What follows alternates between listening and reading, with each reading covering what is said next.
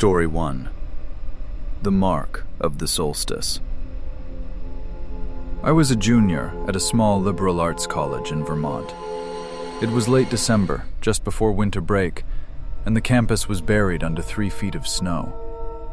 My roommates, Caleb and Ben, and I were bored out of our minds. We weren't part of the Greek life scene, so our weekends usually consisted of video games and cheap beer in our dorm. On a Friday night, Ben matched with a girl on Tinder named Saskia. She invited us to a winter solstice party at an off-campus house deep in the woods. "It's an open invite," Ben insisted, showing us her profile picture. She was stunning. Pale skin, dark hair, very goth chic. She said bring friends. We piled into my Subaru and drove out. The address led us up a winding, unplowed dirt road about 5 miles from campus. The house was an old, sprawling farmhouse that looked like it hadn't been renovated since the 1800s. Every window was glowing with warm, orange light. We walked in. The vibe was weird. It didn't smell like stale beer and sweat like a normal college party. It smelled like pine needles and cinnamon. The music wasn't heavy bass. It was a low, rhythmic drumming, almost like a heartbeat, playing from hidden speakers. The guests were all dressed nicely, sweaters, slacks, dresses. We felt underdressed in our hoodies and jeans, but everyone was incredibly friendly. Too friendly. People kept touching my arm, patting my back, smiling with wide, unblinking eyes. "Welcome," a woman said, handing me a mug. "It's mulled wine, family recipe." I took a sip. It was delicious, but it had a metallic aftertaste. Ben went off to find Saskia. Caleb and I wandered into the living room. That's when I noticed the marks. A guy standing near the fireplace laughed, tilting his head back. On his neck, right over the jugular vein, was a small black symbol.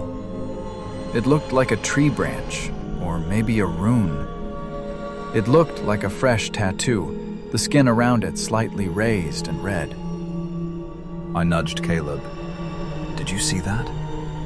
"See what?" "That guy's neck."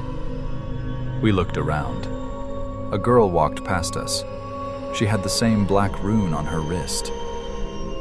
An older man, why were there older people here, had it on his hand. I started to feel dizzy. The room was spinning slightly. The drumming music seemed to be getting louder, syncing with my own heartbeat. I went to find a bathroom to splash water on my face. I opened the first door in the hallway. It wasn't a bathroom. It was a study. Inside, Ben was sitting in a chair. Saskia was standing over him. She was holding a small silver knife. She was tracing it gently along his jawline. Ben looked tranced out, staring blankly at the wall. "Ben?" I said. Saskia snapped her head toward me. Her eyes were completely black. Not contacts. Her pupils were blown wide, consuming the iris. "He's being chosen," she hissed. "Close the door." I didn't close the door. I grabbed Ben by the collar and yanked him out of the chair. He stumbled, confused. "Dude, what?" Ben mumbled. "She was just..." "We're leaving," I said. "Now." We ran into the hallway and grabbed Caleb, who was talking to 2 girls who were aggressively trying to get him to go down to the basement. "Go!" I shouted. The music stopped. Every single person in the house turned to look at us. The friendly smiles were gone. Their faces were slack, emotionless. "The cycle isn't complete," the older man by the fireplace said. His voice boomed in the silent room. We bolted for the front door. I threw it open and we sprinted into the snow. Behind us, we didn't hear footsteps. We heard chanting. A low, guttural chant in a language I didn't recognize. We jumped in the Subaru. My hands were shaking so bad I dropped the keys. "Start the car!" Caleb screamed. I looked out the window. The guests were standing on the porch. They weren't chasing us. They were just watching. And all of them, every single one, had their right hand raised, palm facing us. On every palm was that black rune. I got the car started and sped down the icy road, drifting corners until we hit the main highway. The next morning, Ben woke up with a splitting headache. He didn't remember the knife, but when he went to brush his teeth, he screamed. On his neck, right where Saskia had been tracing the blade, was a faint black bruise in the shape of a tree branch. We never found the house again. We tried to drive back the next day in the daylight, but the dirt road dead-ended into a dense forest where the house should have been. Saskia's Tinder profile vanished. But sometimes, when it snows, Ben says he can hear that drumming sound. And the bruise on his neck, it never fully faded. It just went deeper under the skin. Story 2. The Flash in the Rain. I moved to Seattle 2 years ago to finish my graphic design degree. I found a studio apartment in Pioneer Square, one of those industrial chic buildings with exposed brick, high ceilings, and massive windows that look out into the alleyway. It was overpriced, and the landlord, a guy named Rick, was a total slumlord, but I loved the aesthetic. I was in my final semester, meaning my life lived on my laptop. My portfolio, my thesis, everything was on that MacBook. One Tuesday afternoon, I was at a coffee shop near campus. It was crowded, noisy, the usual vibe. I got up to grab my mobile order from the counter, maybe 10 feet away. I took my eyes off my table for 30 seconds. When I turned around, my backpack was gone. Panic set in immediately. My laptop, my wallet with my ID, and, worst of all, my keys were in that bag. My apartment keys were on a distinct, bright yellow lanyard. I filed a police report, but the cops basically told me, "Welcome to the city." I tracked my laptop, but it was offline. I called Rick, my landlord, begging him to change the locks. "It's a specialized deadbolt," he grumbled over the phone. "I have to order a new core. It'll take a week. Just use the chain lock when you're inside." I felt exposed. My ID had my address. Whoever had my bag had my keys and knew exactly where I lived. 2 days later, the rain started. A classic Seattle downpour that didn't stop.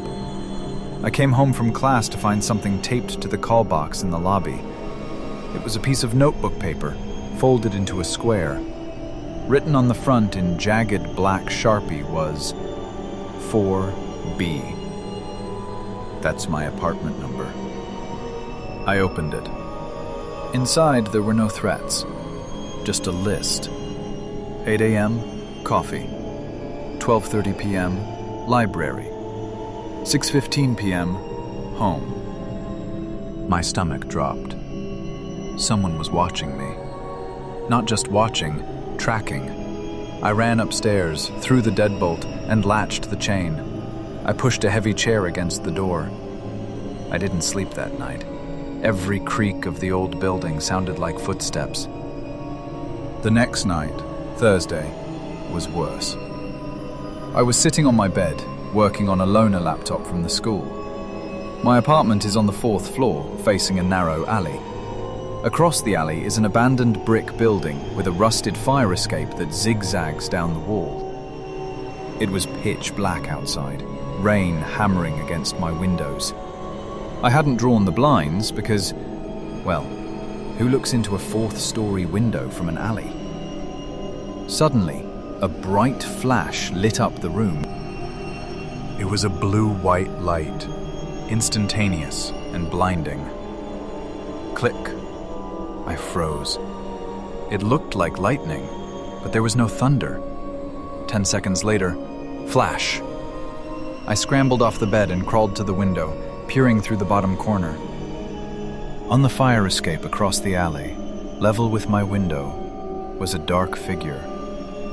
He was wearing a rain poncho. He was holding a DSLR camera with a long lens.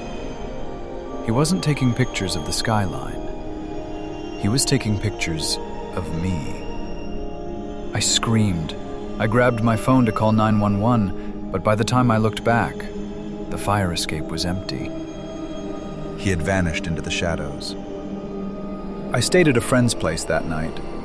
I told the police, but again, no clear face, no crime committed inside the apartment yet.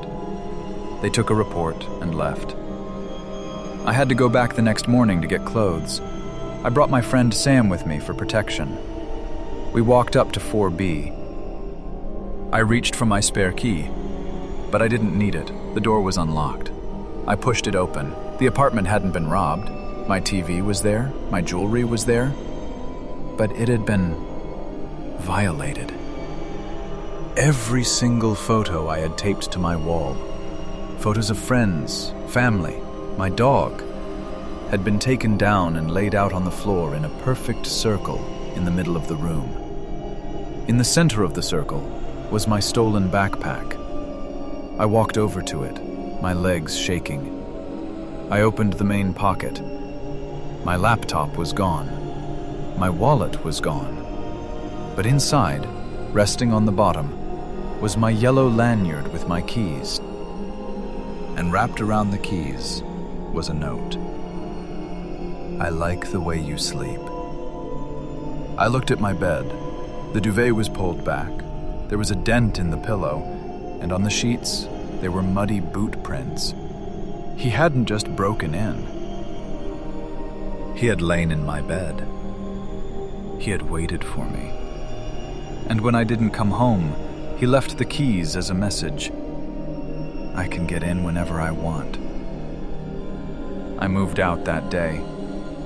I broke my lease, lost my deposit, and moved to a secure complex in Bellevue with 24-hour security. I never got my laptop back. But sometimes, when it rains at night, I still wait for that camera flash. Story 3. The Final Review.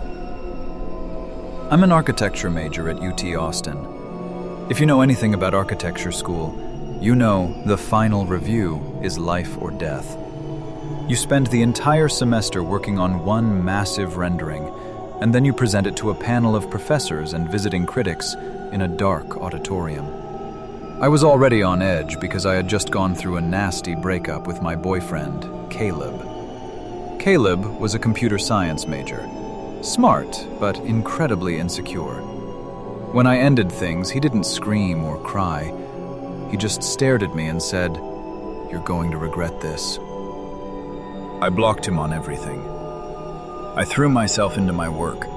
I lived in the design lab, surviving on espresso and vending machine crackers. A few days before the presentation, weird things started happening in my apartment.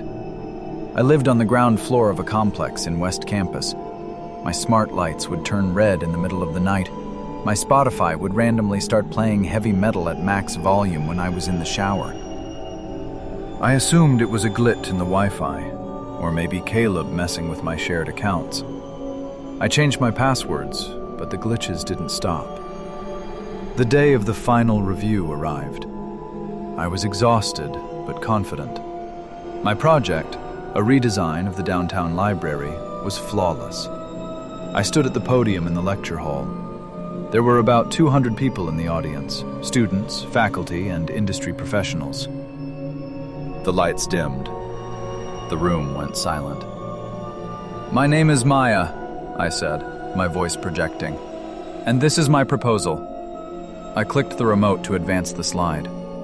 The screen behind me didn't show my architectural rendering. It showed a video file. It was grainy, night vision footage. The camera was moving. It was a point of view shot, like someone wearing a GoPro. The person was walking through a window. My apartment window. I froze. The audience murmured, confused.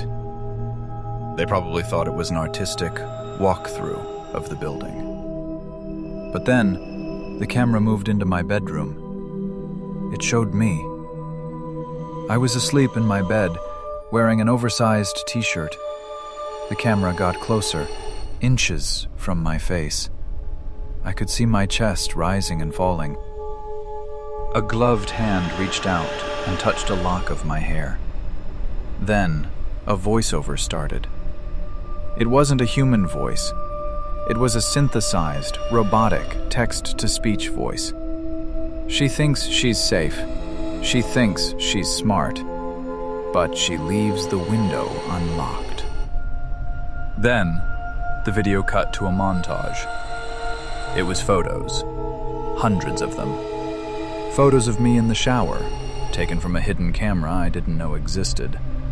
Screenshots of my private text messages complaining about my professors. A list of my passwords. And finally, my social security number, displayed in bold red font across the screen. The room erupted. People were gasping. My professor rushed the stage to unplug the projector, but he couldn't find the cord fast enough. The robotic voice laughed. "Look at her. Look at how scared she is." I didn't scream. I couldn't. My throat closed up. I felt like I was naked in front of everyone I respected. I dropped the clicker and ran. I burst out of the auditorium doors, hyperventilating. I locked myself in a bathroom stall and threw up. The university launched an investigation.